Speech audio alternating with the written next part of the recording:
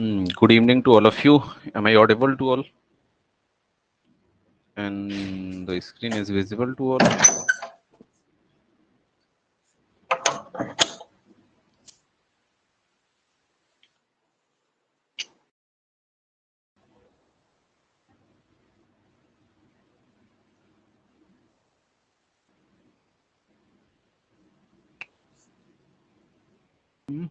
हो चुका है, ठीक है।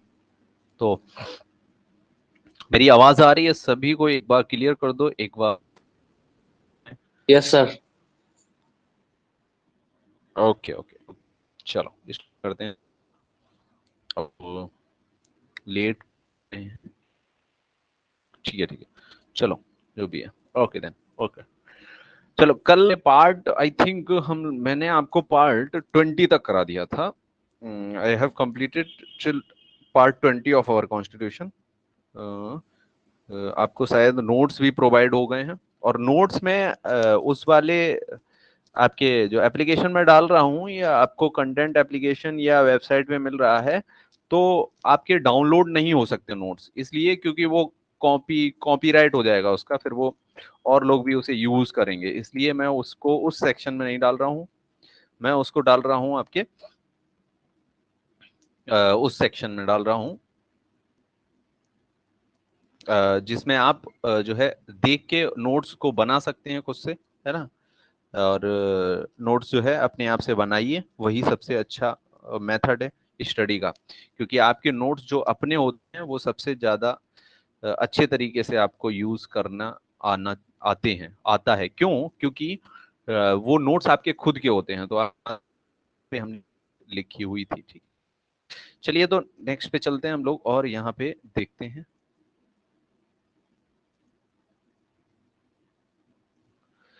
तो चलो, तो मैंने आपको पार्ट 20 तक करा दिया था, कॉन्स्टिट्यूशनल अमेंडमेंट तक। आज हम लोगों को पार्ट 21 कंप्लीट करना है, पार्ट 21 ऑफ अवर कॉन्स्टिट्यूशन करना है। तो पार्ट अगर 21 की हम लोग बात करते हैं, किसकी? पार्ट 21 की अगर हम लोग बात करते हैं, तो ये है आपका टेम्परेरी। इस पार्ट का नाम क्या है? तो टेम्परेरी। आज दो ही पार्ट बचे हुए हैं हमारे, और इन पार्ट को कंप्लीट करने के बाद हम लोग जो है आज नया एक टॉपिक फंडामेंटल राइट्स, जो पार्ट 3 ऑफ कॉन्स्टिट्यूशन है, उसे स्टार्ट कर देंगे। पार्ट 21 का नाम है temporary transitional and special provisions, and special provisions. तो temporary, transitional and special provisions इस पार्ट का नाम है। अगर इसमें आर्टिकल की बात करते हैं हम लोग, तो इसमें आर्टिकल आपके 369 से 392 तक आ जाते हैं। तो इसमें कुछ राज्यों के लिए आपके कैसे हैं? टेम्परेरी, ट्रांजिशनल और स्पेशल प्रोविजंस हैं। कुछ स्टेट्स को यहाँ पे स्पेशल प्रोविजंस दिए हुए हैं, कुछ स्टेट्स को स्पेशल प्रोविजंस आपके प्रोवाइड किए गए हैं। क्या ये स्पेशल प्रोविजंस है? समझना जरा बात को। तो अगर स्पेशल प्रोविजंस की हम यहाँ पे बात करते हैं, तो हमें एक चीज देखने को मिलती है कि अगर हम बात करें मान लो छत्तीसगढ़ की, Chhattisgarh is the state of India, और इसी के संदर्भ में, इसी के पैरेलल में हम अगर बात करते हैं किसकी? महाराष्ट्र की। तो अगर जैसे ही दो इन आपके राज्यों की बात करते हैं, स्टेट्स की बात करते हैं, तो छत्तीसगढ़ की बात करते हैं, तो छत्तीसगढ़ आपका एक ऐसा स्टेट है जो इतना ज्यादा इकोनॉमिकली स्ट्रांग नहीं है, इकोनॉमिकली इतना स्ट्रांग नहीं है जितना आपका स्ट्रांग इकोनॉमिकली है महाराष्ट्र। महाराष्ट्र आपका इकोनॉमिकली स्ट्रांग है, ठीक है, लेकिन छत्तीसगढ़ नहीं है। तो जब जब आपकी सेंट्रल गवर्नमेंट डेवलपमेंट करेगी, और डेवलपमेंट करने के लिए स्टेट्स को पैसे देगी, तो महाराष्ट्र को कम पैसे देगी। मान लो महाराष्ट्र को 100 रुपीज ही देगी डेवलपमेंट के लिए, छत्तीसगढ़ को वो 150 रुपीज देगी डेवलपमेंट के लिए। क्यों? क्योंकि यहाँ पे 150 ज्यादा होता है, और छत्तीसगढ़ के लिए जरूरी है, क्योंकि वो इकोनॉमिकली वीकर है महाराष्ट्र की प्रेफरेंस में, महाराष्ट्र के अगर उसमें हम लोग बात करेंगे, ठीक है। तो छत्तीसगढ़ में आपका 150 रुपीज देगी सेंट्रल गवर्नमेंट डेवलपमेंट के लिए, वहीं अगर महाराष्ट्र की बात करेंगे तो 100 रुपीज देगी। यानी इस तरह से ऐसे ही इसी तरह के प्रोविजंस आपको कहाँ मिलेंगे, पार्ट 21 में मिलेंगे। कहां से कहां तक आर्टिकल है, तो 369 से 392 है। कुछ जो है स्टेट्स को स्पेशल प्रोविजंस दिए हुए हैं, और ये जो प्रोविजंस है टेम्परेरी है प्लस ट्रांजिशनल भी है। कुछ समय के लिए, हमेशा नहीं है। जैसे कि अगर छत्तीसगढ़ बहुत ज्यादा डेवलप हो गया महाराष्ट्र की तरह, तो जरूरी नहीं है फिर छत्तीसगढ़ को दिया ही जाएगा स्पेशल, ये स्पेशल प्रोविजन रहेगा ही। तो ऐसे नॉर्थ ईस्ट में जो हम देखते हैं कि जो भी स्टेट्स हैं, सारे ज्यादातर के स्टेट्स स्पेशल प्रोविजंस में आते हैं, क्योंकि वहां पे जो है फ्लड वगैरह का इश्यूज आते रहते हैं, तो वहां पे जो लोग डेवलपमेंट करते हैं वो फिर से प्रॉब्लम में आ जाते हैं, फिर से डेवलपमेंट करते हैं। तो इसलिए गवर्नमेंट हेल्प करती है, ठीक है। तो वहां पे डेवलपमेंट के लिए पैसा ज्यादा जाता है with respect to those states जहां पे डेवलपमेंट हो चुका है, ठीक है। तो इस तरह के स्पेशल प्रोविजंस हमें पार्ट नंबर 21 में देखने को मिलते हैं। साथ में अगर आपने एक आर्टिकल सुना होगा, जो है आर्टिकल नंबर आपका 370 आर्टिकल आपने बहुत सुना होगा चर्चा में। अभी 370 हटाया गया जम्मू कश्मीर से, तो 370 आपका जम्मू कश्मीर के लिए स्पेशल प्रोविजन था, जम्मू एंड कश्मीर के लिए प्रोविजन था। तो अब ये स्पेशल प्रोविजन जम्मू कश्मीर का हटा दिया गया है। अगर मैं पूछूं आर्टिकल नंबर 370 हमारे कॉन्स्टिट्यूशन के किस पार्ट में आता है, तो पार्ट नंबर 21 में आता है, ठीक। और अगर देखोगे आप 369 से 392 इसी के बीच में आ रहा है, रेंज भी यही है, ठीक है।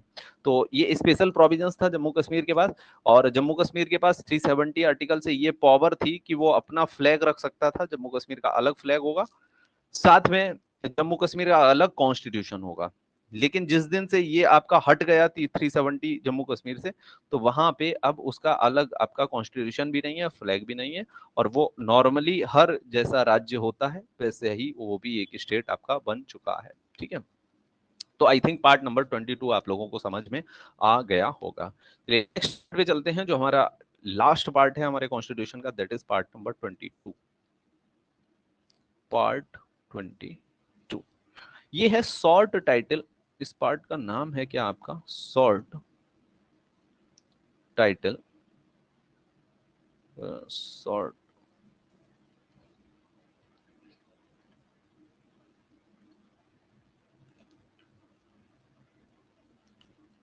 Title commencement, short title commencement authoritative text in Hindi, authoritative text in Hindi, author text in Hindi and repeals. और इसकी अगर आर्टिकल्स की रेंज की बात करेंगे तो 393 से शुरू होकर आपका 395 तक जाता है ये। तो इसमें क्या क्या बात की गई है, तो देखिएगा जरा, इसमें समझिएगा इसे। तो इसमें पहले तो शॉर्ट टाइटल की बात की गई है, यानी जब हमारा कॉन्स्टिट्यूशन बना था तो उसे किस नाम से बोला जाएगा, तो वही है शॉर्ट टाइटल। तो शॉर्ट टाइटल हमारे कॉन्स्टिट्यूशन के क्या है, कॉन्स्टिट्यूशन ऑफ इंडिया। इसका नाम क्या होगा, कॉन्स्टिट्यूशन ऑफ इंडिया, ठीक, कॉन्स्टिट्यूशन ऑफ इंडिया इसका नाम होगा। साथ में कमेंसमेंट यानी प्रारंभ। जब हमारा कॉन्स्टिट्यूशन कमेंस हुआ था यानी स्टार्ट हुआ था, तो कमेंसमेंट यानी प्रारंभ हुआ था, तो हमारे कॉन्स्टिट्यूशन के आर्टिकल 15 आर्टिकल्स जो है इम्पोज किए गए थे। यानी हमारा कॉन्स्टिट्यूशन तैयार कब हुआ था, तो 26 नवंबर 1949 को। और जब 26 नवंबर 1949 थी, तो कितने आर्टिकल जो है अप्लाई किए गए थे कॉन्स्टिट्यूशन के, तो 15 आर्टिकल्स जो है अप्लाई किए गए थे 26 नवंबर 1949 को, 1949 को। और कंप्लीट कॉन्स्टिट्यूशन, जैसे कि हमारे कॉन्स्टिट्यूशन में स्टार्टिंग में 395 आर्टिकल्स थे, उसमें से 15 आर्टिकल्स जो है इंडिया पे इम्पोज कब कर दिए गए थे, यानी लागू कब कर दिए गए थे, 26 ऑफ नवंबर 1949 को। लेकिन अगर बात करें हम यहाँ पे किसकी, अगर हम बात करें कि पूरा का पूरा कॉन्स्टिट्यूशन इंडिया पे अप्लाई कब हुआ, तो इसकी डेट हो जाएगी आपकी 26 जनवरी 26 जनवरी 1950, इसकी डेट हो जाएगी 26 जनवरी 1950। 26 जनवरी 1950 जो है आपकी इसकी डेट हो जाएगी कंप्लीट कॉन्स्टिट्यूशन को जब हमने लागू किया। तो ये यहाँ पे कमेंसमेंट का वर्ड, जो यहाँ पे कमेंसमेंट वर्ड दिया हुआ है, इसका यही मतलब है जब हमारा कॉन्स्टिट्यूशन लागू हुआ था तो कितने वर्ड हमने यहाँ पे डाले थे और कितने आर्टिकल्स हमने लागू किए थे 26 जनवरी 1949 को। तो दैट इज आर्टिकल जो है हमने इम्पोज किए हुए थे। ठीक, तो इस तरह कमेंसमेंट हो गया। ऑथोरिटेटिव का मतलब क्या है यहाँ पे, तो हमारा कॉन्स्टिट्यूशन जो किस भाषा में बना था, तो इंग्लिश में ये आपका बना था, लेकिन इंग्लिश से किस में ट्रांसलेट हुआ, हिंदी में ट्रांसलेट हुआ। तो जब हिंदी में ट्रांसलेट होगा, जब आपका ट्रांसलेट होगा हिंदी में, जब तो जब हिंदी में ट्रांसलेट होगा तो पार्ट्स का नाम क्या रखा जाएगा, या किसी भी वर्ड को हिंदी में क्या बोला जाएगा, तो यही यहाँ पे दिया गया ऑथोरिटेटिव टेक्स्ट इन हिंदी। यानी इसके इसी में बताया गया कि ऐसे ऐसे हिंदी का प्रयोग, हिंदी का यूज करना है in place of English, English की जगह पे हिंदी का क्या क्या वर्ड यूज करना है। तो यहाँ पे इसीलिए ट्रांसलेशन जब इंग्लिश से हिंदी हुआ है तो उसी के लिए ऑथोरिटेटिव टेक्स्ट इन हिंदी का एक आर्टिकल जो है जोड़ा गया। अच्छा, किसने लिखा था, तो प्रेम बिहारी रायजादा ने हमारा कॉन्स्टिट्यूशन जो है लिखा था, प्रेम बिहारी विहारी रायजादा। तो he was like a kind of calligrapher, ये कैलीग्राफर थे, मतलब अच्छी राइटिंग आती थी इन्हें, तो इन्हीं ने हमारे कॉन्स्टिट्यूशन, लेकिन अगर कहें उस पर डिजाइन किसने बनाई थी, इसको शांति निकेतन के आर्टिस्ट, शांति निकेतन जो स्कूल्स होते हैं उनके आर्टिस्ट ने डिजाइन बनाई थी इस पे। ठीक है, तो ये बोल देते हैं यहाँ पे रिटेन वाई। ठीक, रिटेन वाई प्रेम बिहारी रायजादा। तो इस तरह से ऑथोरिटेटिव टेक्स्ट इन हिंदी हो गया। और रिपील्स का मतलब यहाँ पे ये सिर्फ इतना सा है, अगर कोई चीज डिलीट करनी है कॉन्स्टिट्यूशन में से तो उसे क्या बोला जाएगा, तो उसे रिपील्स बोला जाएगा, ये यहाँ पे लिखा हुआ है। टोटल कंप्लीट पार्ट्स कर दिए, लेकिन आपको क्या देखने को मिलता है, जो लास्ट पार्ट है कॉन्स्टिट्यूशन का वो कौन सा है, 22, और जो लास्ट आर्टिकल है वो कौन सा है, 395। अब यहाँ पे कंफ्यूजन आता है कि तो मैंने तो आपको स्टार्टिंग में बताए थे कि पार्ट आपके कितने होंगे, पार्ट आपके होंगे 25 कर दिए गए हैं अभी, और आर्टिकल जो आपके पार्ट्स थे कितने पहले, तो पहले मैं यहाँ पे पहले वाले ही लिखता हूँ। तो जब हमारा कॉन्स्टिट्यूशन बना था तो पार्ट कितने थे, तो 22 थे, लेकिन अभी की बात करेंगे तो पार्ट्स कितने हैं हमारे, 25 है। पहले जब 22 पार्ट्स थे हमारे कॉन्स्टिट्यूशन के तो कितने आर्टिकल्स थे उसमें, 395 आर्टिकल्स थे। और बात करें कि आज की डेट में कितने आर्टिकल्स हो गए हैं, तो 465 आपके आर्टिकल्स हो चुके हैं, 465 आर्टिकल्स आपके हो गए हैं आज की डेट में। ठीक है, तो कहने का मतलब है चेंज हुए हैं। ठीक, तो 22 पार्ट्स से 25 पार्ट्स कैसे हुए, और आर्टिकल्स हमने बताया आपको ए बी सी डी करके बहुत सारे ऐड किए हैं, ऐसे ही पार्ट्स भी ए बी सी डी करके ऐड किए हैं। तो 22 पार्ट्स थे, इसमें अगर 22 पार्ट्स में आप देखोगे तो पार्ट 4 ए आपका ऐड किया गया, पार्ट 9 ए ऐड किया गया, पार्ट 9 बी ऐड किया गया, और पार्ट आपका कौन सा, पार्ट आपका 14 ए ऐड किया गया। यानी टोटल कितने पार्ट्स ऐड किए गए कॉन्स्टिट्यूशन में, तो आपके 4 पार्ट्स जो है ऐड किए गए कॉन्स्टिट्यूशन में। पार्ट 22 थे हमारे पहले। ठीक, तो अगर 4 पार्ट्स ऐड कर दिए तो ये 26 हो जाने चाहिए, लेकिन आपको ध्यान रखना है कि एक पार्ट डिलीट भी किया गया है कॉन्स्टिट्यूशन का, 7 पार्ट डिलीट किया गया है, तो अगर एक माइनस भी करेंगे तो हमारे पास कितना आ जाएगा, टोटल पार्ट्स 25 आ जाएंगे।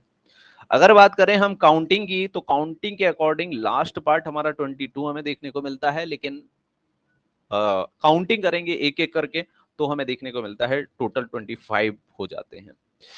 बाकी अगर आर्टिकल्स की बात करेंगे तो लास्ट आर्टिकल हमें कॉन्स्टिट्यूशन का 395 देखने को मिलता है, लेकिन अगर हम काउंटिंग करेंगे एक एक करके तो 465 जो है आपके आर्टिकल्स आपको देखने को यहाँ पे मिल जाते हैं।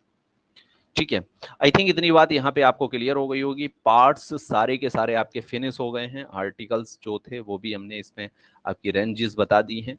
अब जो अगला आपका टॉपिक होगा वो हम आज पढ़ने जाएंगे, पढ़ना शुरू करेंगे, कौन सा, पार्ट 3। पार्ट 3 को बोलते क्या है हम, तो पार्ट 3 को बोलते हैं फंडामेंटल राइट्स। ठीक है, ये आपका न्यू एकदम आपका क्या हो जाता है, न्यू टॉपिक हो जाता है।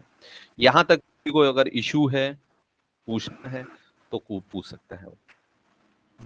सर। हाँ बोलो। हेलो। बोलो बोलो। सर वो एक बार स्लाइड, वो जो आपने राज बिहारी कुछ बोला था सर, एक बार वो स्लाइड दिखा सकते हैं क्या? हाँ बिल्कुल बिल्कुल, हाँ सर। रह उसमें जाए सर। बाद में भी कर लो, कोई इशू नहीं है। रास बिहारी प्रेम बिहारी रायजादा, रास बिहारी नहीं, प्रेम बिहारी रायजादा। ठीक है, बिल्कुल बिल्कुल ये लिखा है। सर। प्रेम हाँ, प्रेम बिहारी राय बिहारी, यादव, हाँ। मतलब उसने क्या किया था सर? कॉन्स्टिट्यूशन को लिखा था उन्होंने, जैसे आप कोई बुक उठाओ और लिखने लगो उसे अपने हाथों से, तो इनकी राइटिंग अच्छी थी। ये कैलीग्राफर, जिसकी राइटिंग अच्छी होती है उसे कैलीग्राफर बोलते हैं। तो कैलीग्राफी किया करते थे ये, इनकी राइटिंग अच्छी थी। तो जो भी मैटर दिया करते थे लोग इन्हें, जो कॉन्स्टिट्यूशन असेंबली थी, कैसे कॉन्स्टिट्यूशन बना वो भी हम बताएंगे आपको। तो इन्होंने अपने हाथों से लिखा है कॉन्स्टिट्यूशन। सर वो इंग्लिश में ना सर? हाँ, इन्होंने इंग्लिश वर्जन लिखा है, फिर बाद में उसका इंग्लिश वर्जन का हिंदी में ट्रांसलेशन हुआ है। अच्छा अच्छा, हाँ। प्रेम बिहारी राय। प्रेम बिहारी रायजादा इनका नाम था, ठीक है। हाँ सर। ठीक है। कोई इशू यहां तक किसी को भी कुछ पूछना है तो आप पूछ सकते हो। और तो फिर लोग अपने नए टॉपिक की तरफ बढ़ जाते हैं। नया टॉपिक एकदम स्टार्ट कर रहा हूं मैं। बताओ भाई, कोई और किसी को इशू?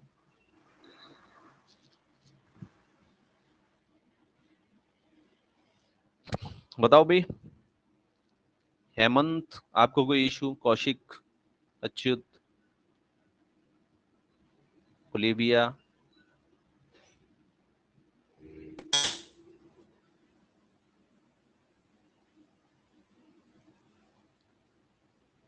अंकिता, आपको कोई इशू आ रहा है? Olivia, no sir, okay. Sultan, no sir, okay. Ankita, आपको कोई कुछ पूछना है? यहाँ तक हमारा पार्ट्स ऑफ कॉन्स्टिट्यूशन नामक टॉपिक जो है कंप्लीट हो गया। कोई इशू नहीं है, किसी को क्लियर हो गया है? आप रिवीजन करते रहिए, ठीक है। विदाउट रिवीजन आपको फायदा नहीं मिलेगा चीजों का। रिवीजन करेंगे और प्रीवियस ईयर क्वेश्चन को सॉल्व करेंगे, तो मेरा ये दावा है, दावा के साथ कहता हूं मैं कि आप क्वेश्चन छोड़ के नहीं आएंगे। जो भी यहाँ पे आपको पढ़ाया जाएगा, समझ लो ऐसा, ठीक है। बाकी चलो, ठीक है, आगे देखते हैं। आपको करते रहना है, प्रीवियस ईयर क्वेश्चन लगाओ। अगर आपको लग रहा है कि यहाँ पढ़ा रहे हैं मतलब आएगा नहीं आएगा, तो आप मेरी ये चीज टेस्ट करने के लिए प्रीवियस ईयर क्वेश्चन सॉल्व करो, ठीक है। तो आपको भरोसा होगा कि हाँ सर जो पढ़ा रहे हैं वही एग्जाम में आएगा या नहीं आएगा। और ये आपको करना भी चाहिए मेरे हिसाब से, ठीक है। क्योंकि आपको ट्रस्ट कैसे करना है भाई? ऐसे करना है कि प्रीवियस ईयर क्वेश्चन लगाने हैं, ठीक। चलो। सर प्रीवियस ईयर क्वेश्चन आपके पास है क्या सर? हाँ, प्रीवियस ईयर क्वेश्चन मैं डिस्कस करूंगा। ये टॉपिक कंप्लीट हो गया है तो कल हम लोग प्रीवियस ईयर क्वेश्चन डिस्कस करेंगे, इस टॉपिक से रिलेटेड जो भी क्वेश्चन होंगे, जो मैंने करा दिया है, ठीक है। बाकी आज हाँ पार्ट सर। 3 हम लोग स्टार्ट करेंगे। आज तो ठीक है मैंने सर। एक्चुअली मैं बना नहीं पाया है पीपीटी, नहीं तो आज ही मैं डिस्कस कर देता आपके साथ। फिर मुझे सारा लिखना पड़ेगा तो वो थोड़ा सा आपके लिए सरदर्द हो जाएगा। मैं यहाँ पे शेयर कर दूंगा एक्चुअली में, ठीक है, हाँ सर। कल। तो इस पार्ट्स के जितने भी प्रीवियस ईयर क्वेश्चंस हैं वो मैं आपके सामने कल रख दूंगा। कल 10-20 क्वेश्चन हम लोग सॉल्व कर लेंगे और पार्ट 3 आज नया स्टार्ट कर रहे हैं, ठीक। फंडामेंटल राइट्स इसका नाम है। आई थिंक आपने मैंने बताया भी है, होगा आपको, जब पार्ट्स हम लोगों ने पढ़े थे। पार्ट 3 फंडामेंटल राइट्स नाम है। और अगर आर्टिकल्स की बात करेंगे तो आर्टिकल्स कहाँ से कहाँ तक आते हैं इसमें? तो आर्टिकल्स आपके आ जाते हैं 12 से 35। कितने आर्टिकल्स लर्न करने हैं, इंपॉर्टेंट पार्ट है ये आपका। अच्छा, मैं यहाँ पे ये भी बता देता हूँ आपको कौन कौन सी चीजें जो है इंपॉर्टेंट हैं और जो हमें पढ़नी ही पढ़नी है। तो आपके एग्जाम पॉइंट ऑफ व्यू से पार्ट्स इंपॉर्टेंट हैं, कौन कौन से इंपॉर्टेंट हैं? तो पार्ट 3 मोस्ट इंपॉर्टेंट है, पार्ट 18 मोस्ट इंपॉर्टेंट कैटेगरी में, पार्ट 5 मोस्ट इंपॉर्टेंट कैटेगरी में, पार्ट 20 मोस्ट इंपॉर्टेंट कैटेगरी में, ठीक है। ये 4 पार्ट आपको याद रखने हैं, एकदम रट के इन्हें रख लेना है, ऐसे समझो। पार्ट 3, 18, 5 और 20। और अदर पार्ट जो पढ़ने हैं, पढ़ाऊंगा मैं, वो हैं आपके पार्ट 6, पार्ट 1, पार्ट 6, और आपका पढ़ाऊंगा मैं आपको पार्ट 4, और आपको पढ़ाऊंगा पार्ट 9, और ए पार्ट भी पढ़ाऊंगा आपको, साथ में पार्ट 15 पढ़ाऊंगा आपको, और पार्ट 17 पढ़ाऊंगा आपको। इतने पार्ट्स और मैं डिस्कस करूंगा। ये आपके इतने मोस्ट इंपॉर्टेंट वाले पार्ट्स नहीं हैं, लेकिन ये मैं पहले डिस्कस कर रहा हूं और ये most important parts of constitution है। इसके बिना आप याद करने के बिना जाएंगे ही नहीं एग्जाम में, ऐसे समझिए बस। ठीक है, बाकी कुछ और चीजें हैं, मेकिंग ऑफ कॉन्स्टिट्यूशन, कॉन्स्टिट्यूशन कैसे बनाया, ये एक इंपॉर्टेंट टॉपिक रहता है, मेकिंग ऑफ कॉन्स्टिट्यूशन। तो ये making of constitution complete topic मैं आपके साथ डिस्कस करूंगा, और इसके भी प्रॉपर मिल जाएंगे आपको जब हम लोग यहाँ पे पढ़ेंगे। ठीक है, तो इतना याद रखना, पार्ट 3, 5, 18, 20 ये मोस्ट इंपॉर्टेंट पार्ट्स हैं आपके। चलो पार्ट 3 की बात कर लेते हैं। तो फंडामेंटल राइट्स, अगर हम किसकी बात करते हैं, राइट्स की बात करते हैं, तो राइट्स जरूरी होते हैं किसके लिए, सिटीजन्स के लिए। क्यों सिटीजन्स के लिए जरूरी होते हैं, क्योंकि बिना राइट्स के सिटीजन्स का जो व्यक्तित्व है या हम कहें पर्सनालिटी है, वो डेवलप कभी नहीं होती। पर्सनालिटी का डेवलपमेंट नहीं हो सकता, पर्सनालिटी जो है डेवलप नहीं होती है बिना आपके पास अगर राइट्स नहीं है। इसका एग्जांपल ले लेते हैं, कैसे पर्सनालिटी डेवलप नहीं होगी। क्या हम इसे हवा में तो नहीं बोल रहे हैं कि हवाबाजी कर रहे हैं कि पर्सनालिटी डेवलप क्यों नहीं होगी बिना राइट्स के, होनी चाहिए। आप तो ऐसा सोच रहे होंगे, लेकिन मैं ऐसा कह रहा हूँ कि पर्सनालिटी डेवलप नहीं होगी। तो देख लेते हैं क्यों नहीं होगी भाई, तो समझो जरा। हमारे पार्ट 3 में ही 12 से लेकर 35 तक आपके आर्टिकल्स आते हैं। एक आर्टिकल है आर्टिकल नंबर 19। तो जो आर्टिकल नंबर 19 है वो है आपका speech and expression, freedom of expression, freedom of speech and expression, and expression, freedom of speech and expression. तो स्पीच एंड एक्सप्रेशन का आपको क्या दिया गया है, फ्रीडम दिया गया है। स्पीच और एक्सप्रेशन का फ्रीडम दिया गया है कि अगर आप बोल नहीं सकते, स्पीच नहीं दे सकते और अपने वर्ड्स को, अपनी थिंकिंग को एक्सप्रेस नहीं कर सकते, तो क्या डेवलप होगी। अगर गवर्नमेंट ने इस पे आपका बैन लगा दिया कि कोई भी बोल नहीं सकता, कोई भी स्पीच दे सकता, कोई भी अपने अपने थॉट्स को एक्सप्रेस नहीं कर सकता, तो क्या आपकी पर्सनालिटी डेवलप होगी। तो आपका आंसर होना चाहिए नहीं होगी। ऑब्वियस सी बात है, आप बोल ही नहीं पाओगे तो डेवलप कैसे करोगे अपने आप को। आप बोलोगे नहीं तो जानोगे भी नहीं, यानी जानना भी जरूरी है बोलने के लिए। तो अगर आपको राइट टू नो नहीं दिया जाए, यानी जानने का अधिकार नहीं दिया जाए, राइट टू नो नहीं दिया जाए, तो क्या आपकी पर्सनालिटी डेवलप होगी, नहीं होगी। तो यानी पर्सनालिटी को डेवलप करने के लिए कहीं ना कहीं राइट्स बहुत बड़ा रोल प्ले करते हैं। तो ऐसे ही राइट्स हमें फंडामेंटल राइट्स चैप्टर में दिए गए हैं, और ये राइट्स आपसे पूछा जाता है किसके अगेंस्ट दिए हुए हैं। तो जो राइट्स हमें मिले हैं ना, क्या मिले हैं, जो हमें आप राइट्स मिले हुए हैं, ये किसके अगेंस्ट मिले हुए हैं अगर ये पूछा जाए, तो you have to keep in mind ये हमें शासक यानी रूलर के अगेंस्ट मिले हुए हैं। मैं यहां पे पूरा ही लिख देता हूं, अगेंस्ट रूलर। राइट्स किसके अगेंस्ट मिले हैं, अगेंस्ट रूलर। क्यों क्यों ये अगेंस्ट रूलर मिले हैं, तो समझना इसको जरा यहाँ पे कि जो ये राइट्स हैं, पहले आपका किंग हुआ करता था, किंग रूल किया करता था। लेकिन आज आपका किंग नहीं है और किंग रूल नहीं करता है। किंग आपका हुआ करता था और किंग आपका रूल किया करता था। ठीक है, तो जो किंग रूल किया करता था वो जनता को क्या नहीं देता था, वो जनता को राइट्स प्रोवाइड नहीं करता था। वो जनता को क्या नहीं प्रोवाइड करता था, राइट्स यानी अधिकार प्रोवाइड नहीं करता था, राइट्स प्रोवाइड नहीं करता था। ठीक है, वो क्या नहीं प्रोवाइड करता था, तो जनता को राइट्स प्रोवाइड नहीं करता था। और सारे के सारे राइट्स किसके पास रिजर्व रहते थे, किंग के पास रहते थे। यानी अगर किंग कभी भी चाहता था, किसी को भी मारना चाहता था, किसी को भी कैपिटल पनिशमेंट देना चाहता था। कैपिटल पनिशमेंट माने उसको डेथ पनिशमेंट देना। कैपिटल पनिशमेंट का मतलब है डेथ पनिशमेंट। ठीक है, पनिशमेंट। तो कैपिटल पनिशमेंट अगर देना है तो वो किंग क्या करता था, दे देता था, किसी से पूछता नहीं था। यानी किसी के पास अपने राइट टू लाइफ भी नहीं था, अपने जीवन को बचाने का अधिकार भी नहीं था, राइट टू लाइफ नहीं था। लेकिन आज बात करें, क्या आपके पास राइट टू लाइफ है, यानी कि आपके जीवन को क्या कोई ऐसे ही ले सकती है। जो सरकार है, जो शासन है, जो प्रधानमंत्री राष्ट्रपति होते हैं, ये क्या होते हैं, ये शासक ही तो हैं, ये हम पे शासन ही तो कर रहे हैं, ये रूलर ही तो हैं। लेकिन ये ऐसे रूलर हैं कि ये लॉ के अकॉर्डिंग रूल कर रहे हैं। किंग हुआ करता था वो लॉ को नहीं मानता था, आज ये लोग लॉ को मार रहे हैं। प्रेसिडेंट और जो पीएम प्रधानमंत्री यानी प्राइम मिनिस्टर और प्रेसिडेंट है, ये लॉ के अकॉर्डिंग चलते हैं। लॉ क्या है, तो लॉ आपका कॉन्स्टिट्यूशन है, इसके अकॉर्डिंग चल रहे हैं। लेकिन पहले जो राजा हुआ करता था, क्या उसके ऊपर कोई लॉ होता था, नहीं होता था। उसके ऊपर कोई लॉ होता ही नहीं था, किंग जो होता था। तो कहने का मतलब है किंग जो होता था वो किसी को राइट टू लाइफ नहीं देता था, और राइट टू लाइफ क्या आज हमें मिलता है? तो बिल्कुल कॉन्स्टिट्यूशन में राइट टू लाइफ लिखा हुआ है। कौन सा आर्टिकल है? आर्टिकल नंबर 21 है, राइट टू लाइफ। यानी आपके जीवन को कोई ऐसे ही छीन नहीं सकता। समझ रहे हो? तो राइट टू लाइफ हमें क्या है? दिया हुआ है।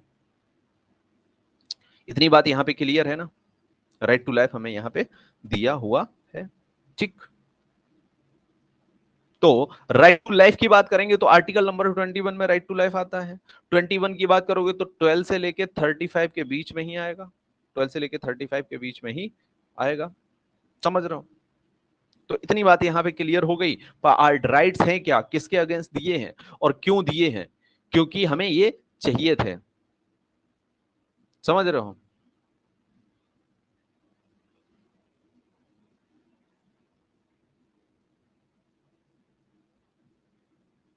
चलो, थोड़ा सिस्टम प्रॉब्लम कर रहा है आज, मेरा थोड़ा सा इशू कर रहा है, ये पता नहीं क्यों कर रहा है, आई डोंट नो। तो आर्टिकल नंबर 21 की अगर बात करेंगे तो यहाँ पे 21 में, आर्टिकल नंबर 21 में क्या दिया हुआ है? राइट टू लाइफ दिया हुआ है, यानी जीवन का अधिकार दिया हुआ है। और जीवन का अधिकार यानी जीवन हमारा कौन नहीं छीन सकता? तो शासक यानी रूलर नहीं छीन सकता, यानी राष्ट्रपति और प्रधानमंत्री या कोई भी शासन करने वाला व्यक्ति हमारे जीवन को नहीं छीन सकता। लेकिन पहले राजा क्या करता था? जीवन को छीन दिया करता था। यानी जीवन का अधिकार आपके पास नहीं है तो आप कितना भी पढ़ लिख के बहुत बड़े जो है ज्ञानी बन जाओ, और आपको जीवन का ही अधिकार नहीं है, यानी जीवन जीने का ही अधिकार नहीं है, तो क्या करोगे? फिर दिक्कत हो जाएगी ना। तो यही यहां पे किया गया कि राइट दिए गए लोगों को कि अगर आपको जीवन दिया गया है तो आपको, आपके पास जीवन का अधिकार है। यानी अगर आप पढ़ोगे लिखोगे और अच्छी पोस्ट पे जाओगे या कुछ भी करोगे आगे जाके, तो आपका जीवन आपसे नहीं छीना जा सकता। यानी आपको एक सिक्योरिटी दे दी कि आप अगर अच्छे काम करोगे तो आप आराम से सरवाइव कर सकते हो और अपनी पर्सनालिटी जो आपने डेवलप की है उसे एंजॉय कर सकते हो बाद में। आप आईएएस ऑफिसर बनोगे तो क्या आप आईएएस ऑफिसर बनने के बाद कभी भी आपके जीवन को अगर छीन लिया जाए तो क्या आपकी आईएएस ऑफिसर बनने तक जितनी आपने मेहनत की है, क्या वो फायदेमंद है? नहीं है, क्योंकि आपके जीवन को तुरंत आईएएस ऑफिसर बनने के बाद छीन लिया गया। तो सबसे बड़ा जो अधिकार है हमारे पास, सबसे बड़ा जो राइट है वो राइट टू लाइफ है। और वो किसके अगेंस्ट दिया हुआ है? कौन हमारे जीवन को छीन सकता है? तो सरकार, यानी शासन, यानी रूलर। तो ये हमें जो दिए हुए हैं राइट्स, जितने भी राइट्स दिए हुए हैं, किसके अगेंस्ट दिए हुए हैं? तो ये हमें आपके दिए हुए हैं रूलर के अगेंस्ट। राइट टू लाइफ मैंने एक एग्जांपल बताया। तो इतनी बात यहां पे आपको क्लियर हो गई होगी। अब यहां पे एक और बात करते हैं आपकी राइट से ही रिलेटेड। क्या राइट्स आपके एब्सोल्यूट हैं? राइट्स क्या एब्सोल्यूट हैं? राइट्स जो होते हैं यानी अधिकार जो हैं आपके, राइट्स जो दिए हुए हैं आपके पार्ट नंबर 12 में, तो ये दो वर्ड इसके लिए यूज होते हैं। एक होता है एब्सोल्यूट और एक होता है क्वालिफाइड। है आपका क्वालिफाइड। ठीक है। तो जो एब्सोल्यूट चीज होती है वो आपको हर कंडीशन में मिलेगी ही मिलेगी। Provided in all conditions, provided in in all conditions, यानी हर कंडीशन में, कोई भी कंडीशन हो आपको ये प्रोवाइड की ही जाएगी, प्रोवाइडेड इन ऑल कंडीशंस। लेकिन क्वालिफाइड, क्वालिफाइड का मतलब होता है provided when you are qualified, provided when you are eligible, when you are eligible. जब आप एलिजिबल हो तभी आपको वो चीज प्रोवाइड की जा रही है, तो वो है आपकी क्वालिफाइड चीज। जैसे कि दो चीजें हैं, एक एब्सोल्यूट चीज है यानी हर कंडीशन में आपको प्रोवाइड की जा रही है चाहे कोई कंडीशन हो, और एक क्वालिफाइड है, जैसे आप अगर क्वालिफाई कर जाते हो एग्जाम के लिए तभी आपको पोस्ट मिलेगी, यानी आप एलिजिबल हो पोस्ट के लिए तभी मिलेगी। यानी कहने का मतलब है अगर आप फंडामेंटल राइट्स के लिए हो तभी आपको फंडामेंटल राइट मिलेंगे। ये एब्सोल्यूट नहीं है कि हर कंडीशन में आपको फंडामेंटल राइट दे दिए जाएं, ये हर कंडीशन में मिलने वाली चीजें नहीं है, ये क्वालिफाइड इन नेचर हैं। फंडामेंटल राइट्स क्वालिफाइड हैं, कैसे समझना जरा। आर्टिकल 21 में दिया हुआ है राइट टू लाइफ, यानी आपको अपने जीवन का क्या है? अधिकार है, राइट टू लाइफ आपके पास, जीवन का अधिकार है आपको आपके पास। ठीक है, राइट टू लाइफ है अवेलेबल आपको आपके पास। ठीक है, राइट टू लाइफ है। अगर आप किसी भी 50 लोगों को डेथ कर देते हो, 50 लोगों को मार देते हो, किल कर देते हो, तो क्या आपका जीवन नहीं छीना जा सकता? बिल्कुल छीना जा सकता है। क्यों? क्योंकि अब आप क्वालिफाइड नहीं हो फंडामेंटल राइट्स के लिए, और फंडामेंटल राइट्स एब्सोल्यूट है नहीं। जो आपने 50 लोगों को मार दिया है फिर भी फंडामेंटल राइट आपको मिल जाए? नहीं मिलेगा। क्यों? क्योंकि वो क्वालिफाइड इन नेचर है। तो यहां पे मैं स्टेटमेंट लिखता हूं, fundamental rights are qualified in nature. Fundamental rights are qualified in nature. यानी अगर आप क्वालिफाइड हो तभी आपको फंडामेंटल राइट्स मिलेंगे। Fundamental rights are qualified in nature. तो इसकी नेचर क्या है, इसकी प्रकृति क्या है? Qualified in nature. तो ये आपके क्वालिफाइड हैं। ये आपके क्या नहीं है? तो ये आपके एब्सोल्यूट नहीं है। You have to keep in mind, fundamental rights absolute नहीं होते हैं। ठीक है, आई थिंक इतनी बात यहाँ पे फंडामेंटल राइट्स है। अभी हमने फंडामेंटल राइट्स चैप्टर को स्टार्ट नहीं किया है, अभी बस उनके नेचर को समझ रहे हैं। नेचर कैसा है फंडामेंटल राइट्स का, क्या नेचर कैसा है? तो ये आपके क्वालिफाइड इन नेचर हैं। चलिए नेक्स्ट करते हैं और नेक्स्ट समझते हैं। आई थिंक किसी को कोई इशू आए तो आप पूछ सकते हो, ठीक है? मुझे ऐसे तो पता नहीं चलेगा जब तक आप पूछोगे नहीं, ठीक है? अब आपसे पूछा जाता है कि फंडामेंटल राइट्स हमने अपने कॉन्स्टिट्यूशन में डाले। फंडामेंटल राइट्स हमारे कॉन्स्टिट्यूशन में पार्ट 3 में है, ठीक है? तो हमने जब फंडामेंटल राइट्स डाले तो और किसी देश का कॉन्स्टिट्यूशन पढ़ा था क्या? हमने कहां से फंडामेंटल राइट्स को लाने की इंस्पिरेशन ली कि हमारे कॉन्स्टिट्यूशन में भी फंडामेंटल राइट्स हों? ऐसी इंस्पिरेशन किस देश से ली? तो you have to keep in mind कि ये इंस्पिरेशन हमने आपकी अमेरिका के कॉन्स्टिट्यूशन से लिए, यूएसए के कॉन्स्टिट्यूशन से।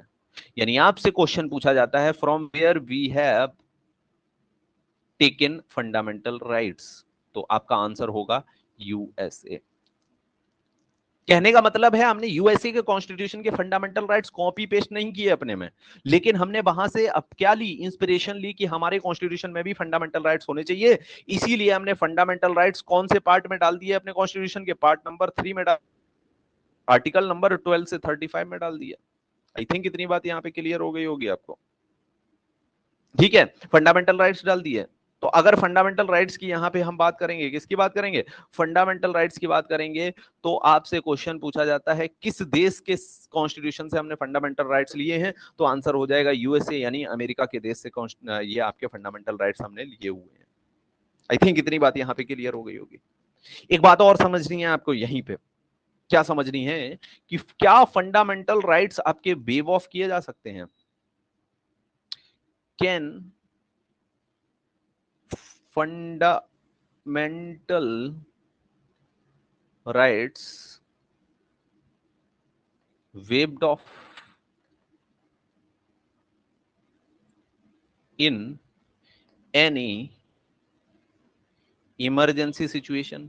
क्या कोई इमरजेंसी सिचुएशन आए तो क्या आपके फंडामेंटल राइट्स खत्म किए जा सकते हैं इमरजेंसी सिचुएशन? तो आंसर होगा नो। हमारे फंडामेंटल राइट्स कभी भी नहीं खत्म किए जा सकते हैं। लेकिन अगर कोई इमरजेंसी सिचुएशन आती है तो गवर्नमेंट क्या कर सकती है? गवर्नमेंट फंडामेंटल राइट्स को सस्पेंड कर सकती है कुछ टाइम के लिए, जितने टाइम के लिए इमरजेंसी है। Fundamental rights can be suspended. और वेव ऑफ में अंतर होता है। वेव ऑफ माने खत्म कर देना, fundamental rights can be suspended, can be suspended. Fundamental right आप सस्पेंड किए जा सकते हैं लेकिन वेव ऑफ नहीं किए जा सकते। You have to keep in mind. समझ रहे हो? आई थिंक इतनी बात समझ में आ रही है। ये नेचर, हम फंडामेंटल राइट्स कैसे हैं उनका नेचर समझ रहे हैं यहाँ पे। चलो आगे देखते हैं। तो फंडामेंटल अगर बात कहें तो राइट्स किस देश की जनता को सबसे पहले राइट्स मिले थे और किस आपके डॉक्यूमेंट में लिखे गए थे? तो जो राइट्स का फर्स्ट डॉक्यूमेंट था उसे बोला गया था Magna carta. Rights first document क्या बोला गया था? फर्स्ट डॉक्यूमेंट को बोला गया था मैग्ना कार्टा, जिसमें पहली बार अधिकार लिखे गए थे। किस देश के अधिकार लिखे गए थे? किस देश की जनता के? तो इंग्लैंड की जनता ने सबसे पहले अपने अधिकार मांगे थे। तो जिस डॉक्यूमेंट में लिखे गए थे उस डॉक्यूमेंट को बोला गया था मैग्ना कार्टा। से पूछा जाता है हम इंडिया का मैग्ना कार्टा किसे कहते हैं? ठीक है, इंडिया का मैग्ना कार्टा किसे कहते हैं? तो इंडिया का मैग्ना कार्टा बोले तो part 3 of our constitution, part 3 of Indian constitution, ठीक है, कॉन्स्टिट्यूशन, ये इसे बोला जाता है पार्ट 3 को क्या, Magna carta of India, Magna carta India, India का मैग्ना कार्टा बोला जाता है इसे, ठीक है, इंडिया का मैग्ना कार्टा बोला जाता है पार्ट 3 ऑफ अवर कॉन्स्टिट्यूशन को। आई थिंक ये यहाँ पे बात क्लियर हो गई होगी। अच्छा, अगर हमारा कॉन्स्टिट्यूशन, हमारा कोई भी राइट्स, अगर हमारा कोई भी राइट्स खत्म किया जाता है तो क्या हम सरकार के ऊपर, अगर सरकार हमारे जीवन का अधिकार आर्टिकल नंबर 21 हमसे छीन ले, हमसे ले ले कि नहीं आपको जीवन का अधिकार नहीं दिया जाता है, तो क्या हम गवर्नमेंट के खिलाफ कोर्ट केस कर सकते हैं? तो इसका आंसर होगा बिल्कुल कर सकते हैं, और कोर्ट में हमें न्याय भी दिया जाएगा।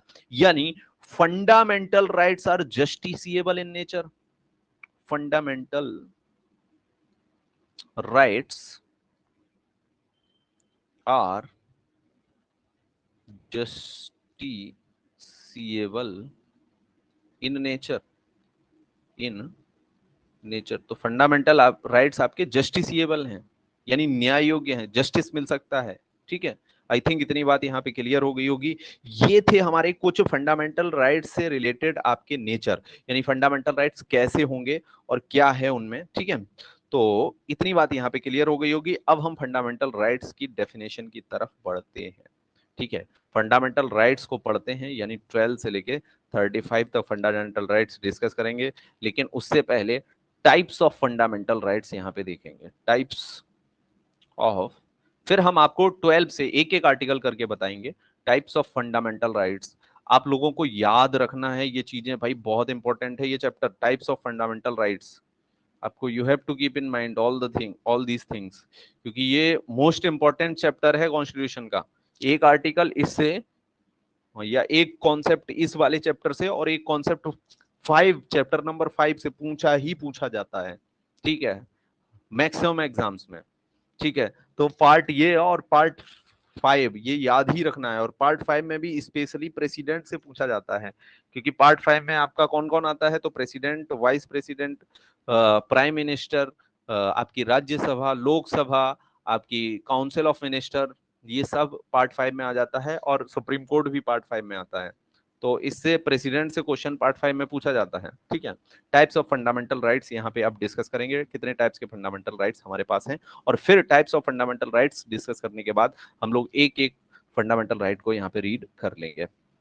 तो यहाँ पे जितने भी लोग जुड़े हैं बताओ भाई, कोई भी यहाँ पे इशू आ रहा है इतनी चीजों में? हमने नेचर ऑफ फंडामेंटल राइट्स पढ़ा, फंडामेंटल राइट्स क्यों दिए गए हैं, क्या जरूरत है फंडामेंटल राइट्स को कॉन्स्टिट्यूशन में डालने की, और कहाँ डाले गए हैं, क्या बोलते हैं फंडामेंटल राइट्स को। अब types of fundamental rights discuss करेंगे, क्या क्या टाइप है अलग अलग। बताइए यहाँ तक कोई इशू है किसी को, या फिर आगे चले? जल्दी से क्लियर करो, फिर आगे चलते हैं, हम लोग मूव करते हैं। बताओ भाई। सर नहीं है कोई प्रॉब्लम। कोई प्रॉब्लम नहीं है? नहीं है okay, sir. Very good, very good, very good. और किसी को कोई दिक्कत आ रही है, कोई इशू आ रहा है? आगे चलें हम लोग, निकलते, ठीक है। देखो थोड़ा सा ये आज इशू हो रहा है थोड़ा, मतलब इसमें आपको, आप लोगों को तो नहीं हो रहा, में थोड़ा हैंग कर रहा है सिस्टम, पता नहीं क्यों करता है ये, due to some internal reason. तो देखते हैं, जितना हम लोगों का आज हो जाएगा उतना हम खींचेंगे, करेंगे, ठीक है सर हाँ बोलो बोलो बोलो। फंडामेंटल राइट्स को कब सस्पेंडेड किया जाता है?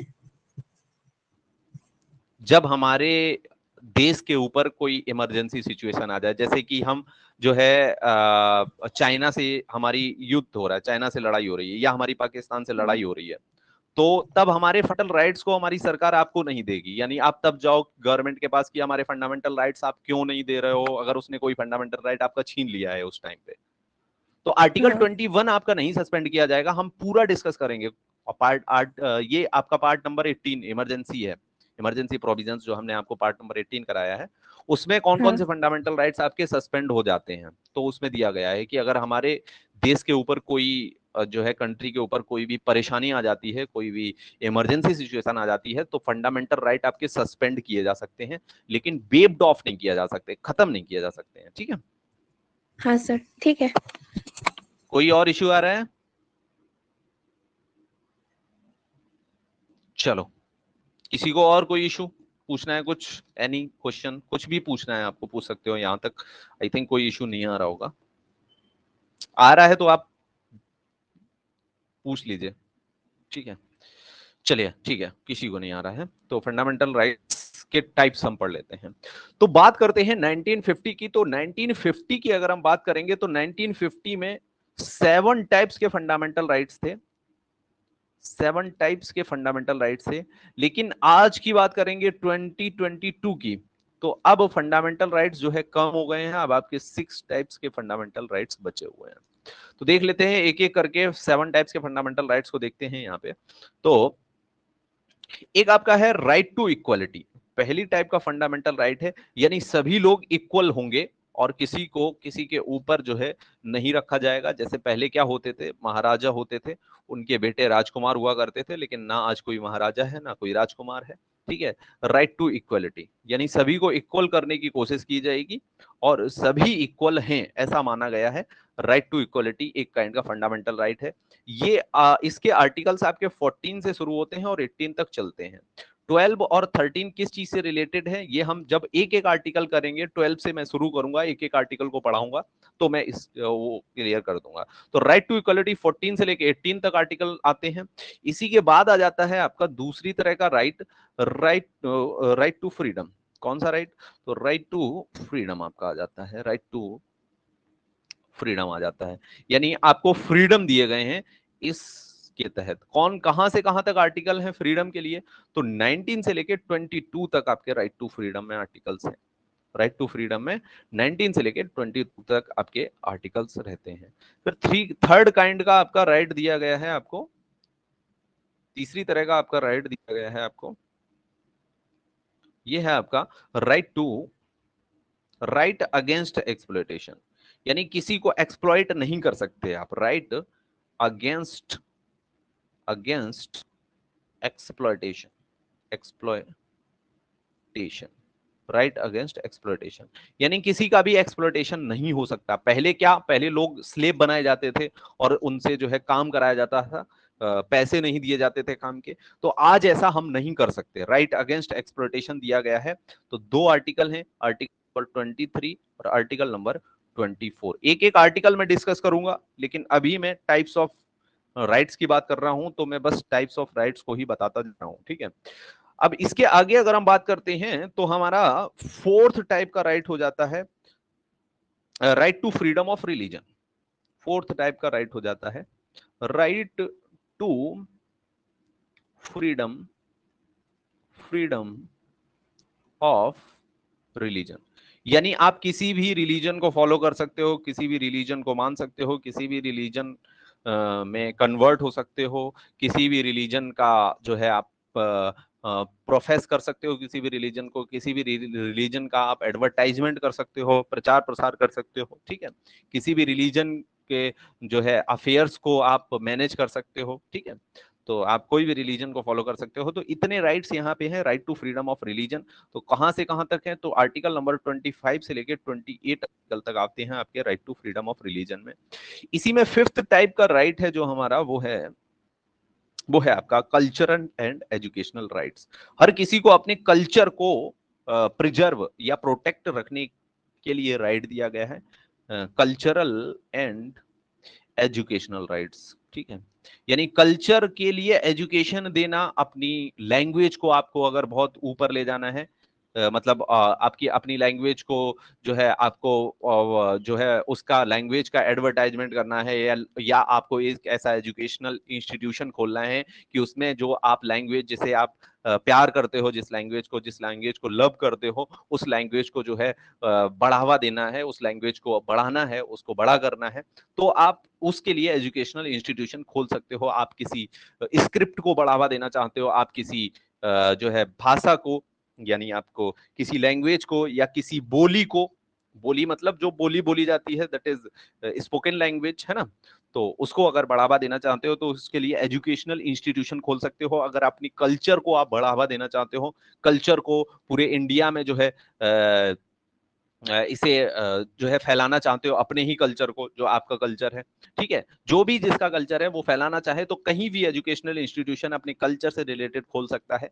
अपनी जो है लैंग्वेज को, अपनी जो है आपकी स्क्रिप्ट को, अपनी किसी भी कल्चर को, किसी भी को भी प्रिजर्व यानी प्रोटेक्ट रखने का, साथ में इसका प्रचार प्रसार करने का, यानी इसको फैलाने का, स्प्रेड करने का ऑल थ्रू द इंडिया आपको राइट दिया गया है। कल्चरल एंड एजुकेशनल राइट्स, ये 5th टाइप का राइट है, ठीक है। और इसमें आपके आर्टिकल्स आ जाते हैं तो 29 एंड 30। एक एक आर्टिकल की मैं चर्चा करूंगा, डोंट वरी, एक एक आर्टिकल को मैं बताऊंगा आपको अच्छे से। अभी तो मैं खाली बता दे रहा हूं कितने टाइप्स के राइट्स हैं हमारे, ठीक है। तो अब 6 की बात करेंगे तो right to constitutional remedies, right to constitutional remedies, यानी ये रेमेडी है। रेमेडी माने होती है आपकी एक तरह से हम बोलते हैं दवा, ठीक है, remedies, right to constitutional remedies, ये आपका आर्टिकल नंबर 32 है। और बचे हुए आर्टिकल हैं वो भी हम करेंगे डिस्कस कि सर ये एक और आर्टिकल कहाँ चले गए, ये तो 6 टाइप के जो राइट्स हैं उसमें इतने ही आर्टिकल आए, आर्टिकल नंबर 31, 33, 34, 35 और आर्टिकल 12 एंड 13 ये कहाँ गए, तो सब एक एक आर्टिकल जब मैं डिस्कस करूंगा तो समझ में आएगा। तो ये है 6 वाला राइट टू कॉन्स्टिट्यूशनल रेमेडीज, ये रेमेडी है। रेमेडी का मतलब होता है जब आप बीमार हो जाते हो, जब आप कोई डिसीज पकड़ लेता है तो उसकी रेमेडी करते हो आप, ठीक है। तो यानी अगर कोई भी इसमें से जो ऊपर दिए गए आपके राइट्स हैं, अगर किसी भी राइट्स को राइट खत्म होता है तो आप आर्टिकल 32 से, आर्टिकल 32 ये पावर देता है कि आप सीधे सुप्रीम कोर्ट में जाओ और सुप्रीम कोर्ट से कहो कि ये वाला मेरा आर्टिकल जो है किसी ने भी, किसी अगर प्राइवेट इंसान ने खत्म किया है आपका राइट, है ना, या ये जैसे कि आपको कल्चर को आगे बढ़ाने के लिए कोई जो है आपके एजुकेशनल इंस्टीट्यूशन को नहीं खोलने दे रहा है, तो आप कहाँ जाएंगे, सीधे सुप्रीम कोर्ट जा सकते हैं। सुप्रीम कोर्ट से कहेंगे भाई हम अपने कल्चर के बढ़ावा के लिए जो है एक एजुकेशनल इंस्टीट्यूशन खोलना चाहते हैं, लेकिन ये जो लोग हैं हमें खोलने नहीं दे रहे हैं, स्टार्ट नहीं करने दे रहे, ओपन नहीं करने दे रहे हैं हमें। तो इस तरह से आप अपने राइट को प्रिजर्व करने के लिए सुप्रीम कोर्ट जाएंगे और सुप्रीम कोर्ट जो है आपके इस जो है आपकी जो भी परेशानी है इसको सुनेगा। कौन से आर्टिकल के थ्रू आप जा सकते हैं, कौन सा आर्टिकल आपको पावर दे रहा है डायरेक्ट सुप्रीम कोर्ट जाने के लिए, तो आर्टिकल 32। अब कहीं सेशन कोर्ट या हाई डिस्ट्रिक्ट कोर्ट में कहीं मत जाइए, हाई कोर्ट में कहीं मत जाइए, सीधा आप सुप्रीम कोर्ट जाइए। तो राइट टू कॉन्स्टिट्यूशनल रेमेडीज ये एक रेमेडी है। अगर कोई भी आपका राइट खत्म होता है तो इस रेमेडी के थ्रू आप उस राइट को दोबारा से ले सकते हैं। तो इसीलिए जो आर्टिकल नंबर, जो ये राइट टू कॉन्स्टिट्यूशन रेमेडी है, या आर्टिकल नंबर 32 है, ये doctor B R Ambedkar ji ने इसे कहा था heart and soul of constitution. Ambedkar, doctor B R Ambedkar ने इसे heart and soul of constitution बोला था, यानी इसके बिना पूरा कॉन्स्टिट्यूशन बेकार है उनके हिसाब से, डॉक्टर अंबेडकर के हिसाब से। तो आपसे पूछा जाता है heart and soul of constitution किस आर्टिकल को बोला गया है, heart and soul of constitution, तो आर्टिकल नंबर 32 आपका बोला गया है, ठीक। यहां तक क्लियर हो गया होगा। अब हम बात कर लेते हैं 7th काइंड का, जो आपका राइट है, जो अब आपके पास नहीं है लेकिन पहले हुआ करता था। तो 7th काइंड के राइट की हम लोग यहाँ पे बात कर लेते हैं। तो 7th काइंड का राइट था आपके राइट टू प्रॉपर्टी, लेकिन राइट टू प्रॉपर्टी आपका हटा दिया गया है। राइट टू प्रॉपर्टी जो आपका था ये कौन कौन से आर्टिकल में था, तो ये 2 आर्टिकल्स में था, एक आर्टिकल 31 में था और एक आपका आर्टिकल नंबर 19 में था। इसी के अंदर था, 19 के अंदर और 31 में लिखा हुआ था। तो 2 आर्टिकल्स में लिखा हुआ था राइट टू प्रॉपर्टी, लेकिन आज इसे राइट टू प्रॉपर्टी को हटा दिया गया है और इसे फंडामेंटल राइट की जगह एक लीगल राइट बना दिया गया है। आपसे पूछा जाता है राइट टू प्रॉपर्टी कैसा राइट है, तो राइट टू प्रॉपर्टी आज लीगल राइट है, क्योंकि हमने फंडामेंटल राइट की लिस्ट में से इसे हटा दिया है और इसे कहां रख दिया है कॉन्स्टिट्यूशन में, तो आर्टिकल नंबर 300A में रख दिया है। मैंने आपको जब property finance property suits and contracts कराए थे तो वहां पे मैंने राइट टू प्रॉपर्टी बताया था आपको, आर्टिकल नंबर 300A बताया था वहां पे, इसका हमने डिस्कशन हम लोगों ने किया था। तो ये आपका राइट टू प्रॉपर्टी जो आर्टिकल नंबर 31 और 19 में आता था, आज हमने उसको आर्टिकल नंबर 300A में रख दिया। और 300A कौन से पार्ट में आता है कॉन्स्टिट्यूशन के? तो ये आपका पार्ट नंबर 12 में आता है हमारे कॉन्स्टिट्यूशन के, ठीक है। इतनी बात यहां पे आपको क्लियर हो गई होगी। साथ में ये लीगल राइट बनाया गया, अगर हम कॉन्स्टिट्यूशन में कोई भी चेंज करते हैं तो उसे बोला जाता है कॉन्स्टिट्यूशनल अमेंडमेंट। अगर आपको कोई भी कॉन्स्टिट्यूशन में चेंज करना है तो वो थ्रू कॉन्स्टिट्यूशनल अमेंडमेंट ही हो सकता है। तो राइट टू प्रॉपर्टी को हमने 31 और 19 में से हटा के 300A में रखा ले जाके, तो आपसे पूछा जाता है ये किस कॉन्स्टिट्यूशनल अमेंडमेंट से किया गया? तो इसका आंसर हो जाएगा ये 44th कॉन्स्टिट्यूशनल अमेंडमेंट से ये किया गया है। कॉन्स्टिट्यूशनल अमेंडमेंट से ये काम किया गया है। और ये जो 44th कॉन्स्टिट्यूशनल अमेंडमेंट है ये कब किया गया? तो 1978 में किया गया था, ठीक है, 1978 में किया गया। और जो राइट टू प्रॉपर्टी एक फंडामेंटल राइट हुआ करता था, आज वो एक लीगल राइट बना दिया गया है। किस आर्टिकल के अंदर? तो 300A के अंदर, जो आपका 31 और 19 के अंदर आया करता था। तो इस तरह से आपके 7 राइट्स थे, लेकिन आज आपके 6 राइट्स ही बचते हैं। राइट टू प्रॉपर्टी आपका लीगल राइट बन गया है, वो एक फंडामेंटल राइट नहीं है। ये हो गए आपके टाइप्स ऑफ राइट्स। अब इसके आगे हम लोग क्या डिस्कस करेंगे? तो इसके आगे हम लोग डिस्कस करेंगे अब आपके आर्टिकल्स। टोटल आर्टिकल्स आपके डिस्कस करने हैं। आर्टिकल्स कहां से कहां तक? तो 12 से लेके 35 तक हर आर्टिकल की हम लोग यहाँ पे डिस्कशन करने वाले हैं। तो बताओ भाई, यहां तक किसी को कोई इशू आ है या all right, no issues at all? कोई प्रॉब्लम, कोई दिक्कत? बताओ भाई। टाइप्स ऑफ राइट समझ में आ गए सभी को? और क्योंकि ये जो आगे है इसे हम कल ही स्टार्ट करेंगे, अब आज नहीं स्टार्ट करेंगे। तो एक बात मुझे ये भी बताओ कि आप लोग नोट्स प्रिपेयर कर रहे हो, नोट्स बना रहे हो? No problem, okay. तो बिल्कुल नो इशू, नो इशू, ठीक है। तो बिल्कुल, तो नोट्स वगैरह आप बना रहे हो, प्रिपेयर कर रहे हो, आप लोग पढ़ रहे हो या क्या कर रहे हो? मतलब कर रहे हो, काम नहीं कर रहे हो? क्योंकि नोट्स आपको बनानी है, अपने हाथ से बनानी है नोट्स। और जो मैं जिस दिन पढ़ा दूं, कोशिश करो कि उसी दिन आप लोग नोट्स उसके प्रिपेयर कर लो। क्योंकि बिना नोट्स प्रिपेयर किए आपको ये चीजें क्लियर नहीं होंगी। क्योंकि अभी आपको सिंपल लग रहा होगा, हो सकता है, ठीक है, लेकिन इतना सिंपल नहीं है। और एग्जाम में जाते हुए ये सिंपल चीजें भी बहुत टफ हो जाती हैं। और अगर आप नोट्स बनाएंगे तो नोट्स के साथ साथ आपकी जो है एक बार रिवीजन भी होगा, और आपके खुद के हैंड रिटन नोट्स जो है आपको मिल देंगे, तो उससे रिवीजन करने में भी बहुत आसानी होगी, ठीक है। चलो गाइस, कल मिलते हैं हम लोग, और इसी टाइम पे फिर से हम लोगों को मिलना है सर लास्ट ना? वाला स्लाइड एक बार देखना था। ओके ओके, लास्ट वाला स्लाइड, ओके। लास्ट में आर्टिकल्स 12 to 35 लिखा है, इससे पहले नहीं, वाला है ना? इससे पहले वाला। हाँ बिल्कुल, देखो, दिख रहा है ना ठीक आपको? ठीक है सर, हो गया हो गया। हो गया ना? चलो, ये जी नोट्स आपको मिल भी जाएंगे, लेकिन एक्चुअली में क्या है कि मैं डाउनलोडिंग वाला ऑप्शन इसलिए नहीं रख रहा हूँ, उसमें रख सकता हूँ क्योंकि ये फिर जो है कॉपी पेस्ट होते चले जाएंगे सबके पास। तो अगर आप लोग मेहनत कर रहे हो, आप लोग पैसे दिए हो, तो आप लोग ही बेनिफिट उठाओ ना उसका, क्यों सबको मिले, ठीक है। तो बस यही इशू, यही चीज है। बाकी सब लोग पढ़ रहे हो, समझ में आ रहा है, कोई किसी को इशू आ रहा है तो बोल सकते हो आप लोग मुझे, सर ये नहीं आ रहा है, ये कैसे हो गया, ऐसा करके, है ना? सर चलो, कल थोड़ा प्रीवियस ईयर का क्वेश्चन डिस्कस कर दीजिए सर। बिल्कुल डेफिनेटली, कल जो हम लोगों ने टॉपिक कंप्लीट किया है, मैं प्रीवियस ईयर के सारे क्वेश्चन आपके साथ, पार्ट्स ऑफ कॉन्स्टिट्यूशन का जो टॉपिक कंप्लीट किया है उसके करूंगा डिस्कस। साथ में मैं ये कोशिश कर रहा हूं कि क्लास के लास्ट में क्वेश्चन डिस्कस ना करूं, क्योंकि बात ये है कि हम लोग फिर टॉपिक कंप्लीट करने में बहुत पीछे हो जाएंगे। तो मैं ये कोशिश कर रहा हूं कि एक टॉपिक को कंप्लीट करो और उसके प्रीवियस ईयर क्वेश्चन डिस्कस करो। ये इस तरह से सही रहेगा, आई थिंक। बताओ आप लोग क्या कहना चाहते हो इस पे? हाँ सर, वही सही रहेगा सर, मतलब है ना? बाद में होने से सर प्रॉब्लम हो जाएगा, मतलब टाइम भी हाँ नहीं हाँ रहेगा। हाँ, ये चीज है ना, अगर मैं 20 मिनट वही क्वेश्चन डिस्कस कर दूंगा तो वो दिक्कत आएगी, फिर टॉपिक कंप्लीट करने में बहुत इश्यूज आ जाएंगे, इसलिए मैं नहीं कर रहा हूँ। वैसे मैं कर सकता हूँ, मैं 4-4 5-5 क्वेश्चन रख सकता हूँ, लेकिन मैं कोशिश कर रहा हूँ कि आपके टॉपिक को कंप्लीट कर दिया जाए 3-4 लेक्चर्स में, और 4 लेक्चर्स के बाद पूरे जो प्रीवियस ईयर क्वेश्चन है उस टॉपिक से रिलेटेड वो डिस्कस कर दिए जाए आप लोगों के साथ। ठीक है ना? जी सर, ठीक है सर, वही ठीक है, ठीक ठीक है होगा। सर। हाँ यही ठीक रहेगा ना? जी हाँ सर। सर। चलो ठीक है, ठीक है, थैंक यू, मिलते हैं कल।